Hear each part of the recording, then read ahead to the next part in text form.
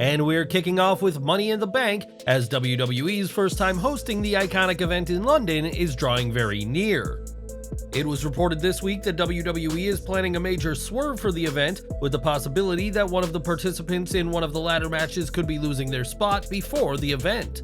While we don't know which star could be soon off the card, we may know who will be replacing them, namely the returning Drew McIntyre. It's been reported that WWE are eager to negotiate a new contract with McIntyre in time for Money in the Bank in order for him to appear on the show. McIntyre hasn't been on TV since WrestleMania 39, and it's been stated that pitches have been made for his return, though there's been no confirmation as to how these pitches were received. Many have said that the most logical role for McIntyre would be to return as a heel and feud with World Heavyweight Champion Seth Rollins, but Drew reportedly wants a crystal clear image of his future in WWE before he signs any new contract. While McIntyre was said to have been banged up going into WrestleMania, and his condition was hardly helped by facing the very tough Sheamus and Gunther, Drew has also been away to spend time with his family after the death of his sister-in-law at the age of 36. McIntyre has a large fan base, especially in the UK, so returning in time for Money in the Bank would be smart. And what do you think to Drew's possible return, and possibly working as a heel? Let us know in the comments. During WrestleCon weekend earlier this year, Impact Wrestling's Gisele Shaw was signing photos and meeting fans just like any of the many wrestlers at the event, but Rick Steiner took issue with her. Shaw claimed at the time that Steiner had used transphobic slurs at her and demanded that she leave the wrestling business, and her claims were later confirmed by multiple attendees who were at the event. While Steiner was an established wrestler in his day, his most recent appearances for WWE have come about given that he's Bron Breakker's father, but the NXT star wants no part of Steiner's comments.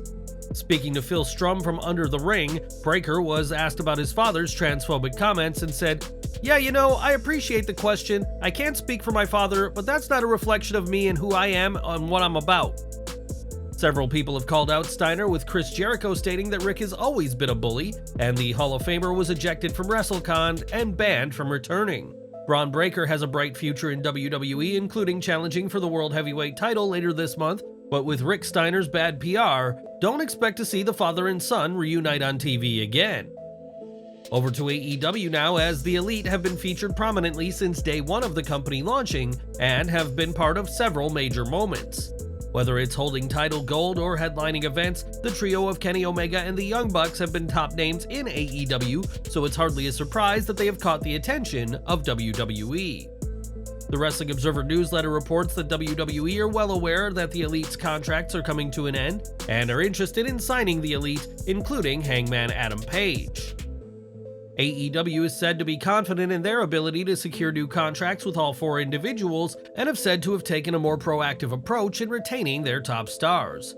While the idea of the Elite leaving AEW for WWE may seem ludicrous, fans used to say the very same about Cody Rhodes, and with the American Nightmare being treated very well since his return, there may be some temptation to see if the grass is greener. Omega, the Bucks, and Page are all very proud of their work with AEW, but a lot has transpired since the brand launched in 2019. And could you see either of the four one day compete in WWE? Let us know in the comments. Tonight, CM Punk will make his return to AEW as part of Collision, in his first in-person appearance in close to a year. Following All Out, many questioned if Punk would be welcomed back, or if he even wanted to, but the answer to both of these questions is a definite yes. Speaking to ESPN, Punk admitted that he had some low moments during his time away, but he never had any serious intention to leave the wrestling business. Punk added that there is a lot coming up in AEW that he wants to be a part of, and said that it'd be a little silly to give all that up because of what he called a little boohoo at All Out. For Punk to be part of AEW's future, he'll have to keep professional, which may be easier said than done, but despite how things may have seemed for months, the self-professed voice of the voiceless was never intending to leave AEW. On this week's AEW Dynamite, MJF was his usual heel self, and one fan in particular learned just how villainous the AEW World Champion can be.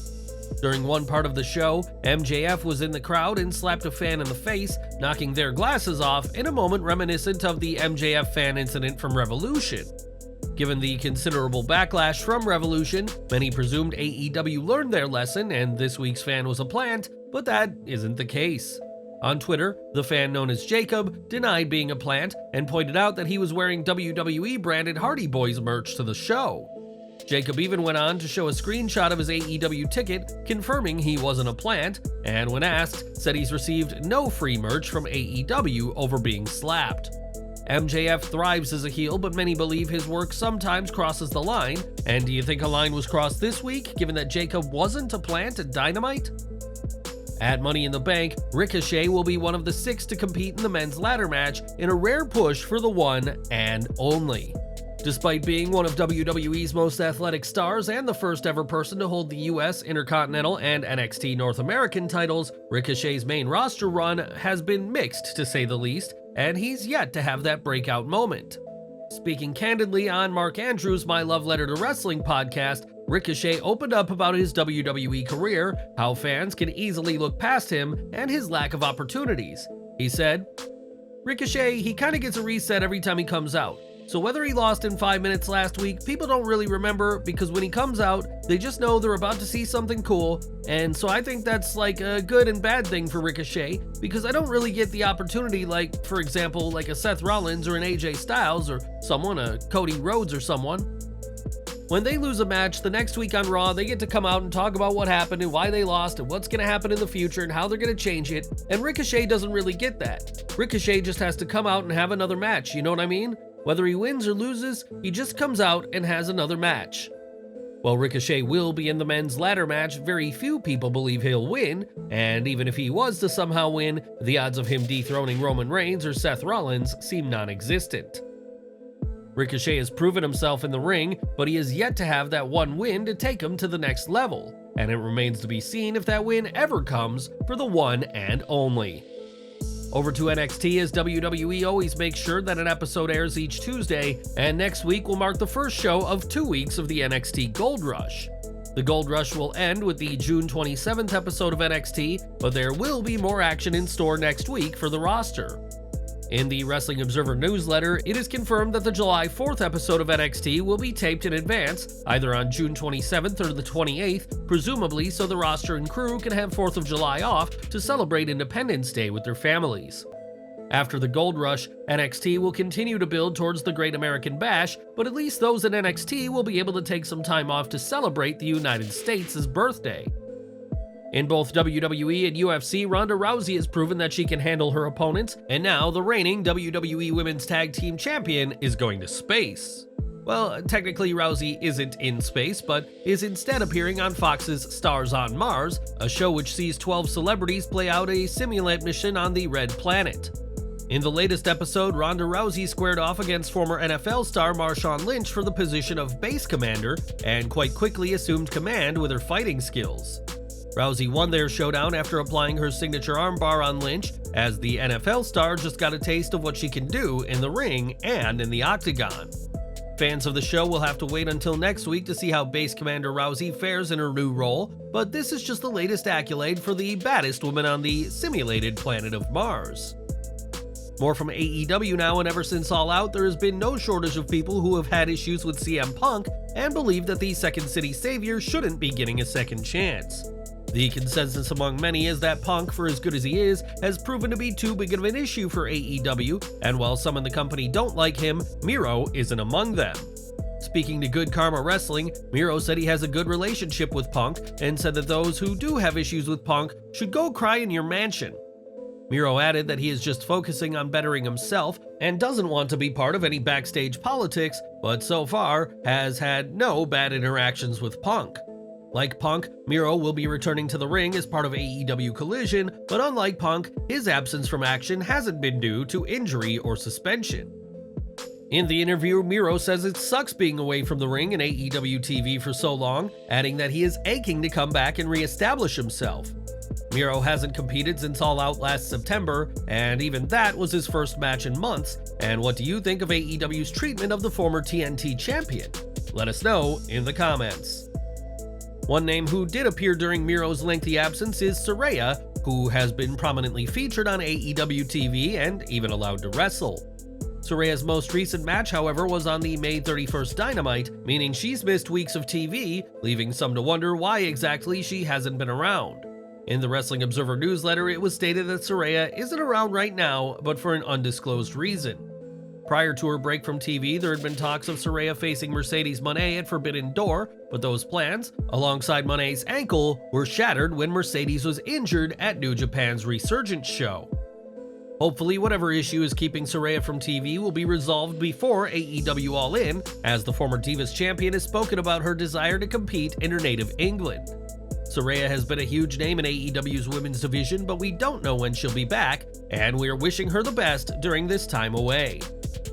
Despite all the controversy to his name, it's impossible to overlook the significance of Hulk Hogan to the wrestling world, even decades after his time as a full-time competitor ended. Hogan hasn't competed in over a decade and has often spoken about having one last match in WWE, but does such a match need to happen? Well, when Wrestling Inc. conducted a poll asking about Hogan having one final match at WrestleMania, a staggering 86% answered that he doesn't need a match instead of one of the three listed opponents. Out of Cody Rhodes, Edge, and Goldberg, Rhodes became a distant second place with 6% of the vote, and would you like to see the Hulkster in the ring one last time? And we're ending today with WWE, who are always on the hunt for names to sign, and it's no secret that talent in AEW have caught the eyes of Triple H. As previously mentioned, WWE has interest in the Elite and have previously shown interest in MJF, Wardlow, Hook, and others, but are going to be very careful about things.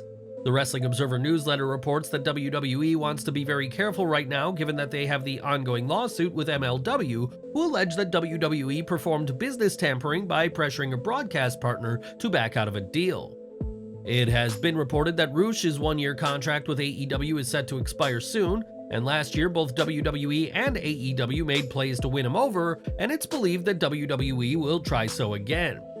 Andrade El Idolo's contract is believed to be up soon, if AEW didn't add time to his deal during his recent hiatus, and last year, it very much seemed that El Idolo was wanting to roll back with WWE.